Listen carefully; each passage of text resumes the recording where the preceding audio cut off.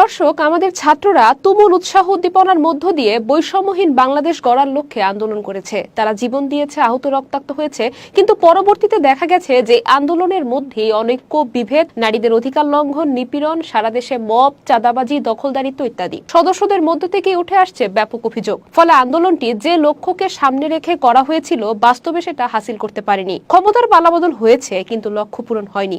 এই শূন্যতা পূরণ করার জন্যই ছাত্রদের সামনে আদর্শের দিশা দিতে যাত্রা করেছে হিজবুত তৌহিদ ছাত্র ফোরাম। ছাত্র ফোরাম মনে করে যে শিক্ষা প্রতিষ্ঠান শিক্ষা ও গবেষণার জায়গা, জাতির দিক নির্দেশনার জায়গা, আগামী নেতৃত্ব সৃষ্টির জায়গা। এটা কোনোদিনই স্বার্থ, মারামারি, হানাহানি, ক্ষমতার লড়াই করার জায়গা নয়। কাজেই ছাত্ররা যেন এই হানাহানির রাজনীতির অশুভ বৃত্ত থেকে বেরিয়ে আসে, স্বার্থের রাজনীতির হাতিয়ারে পরিণত না হয়, প্রচলিত ধাপ্পাবাজের রাজনীতিকদের বলিতে পরিণত না হয়, সেজন্য স্টুডেন্ট ফোরাম যাত্রা শুরু করেছে।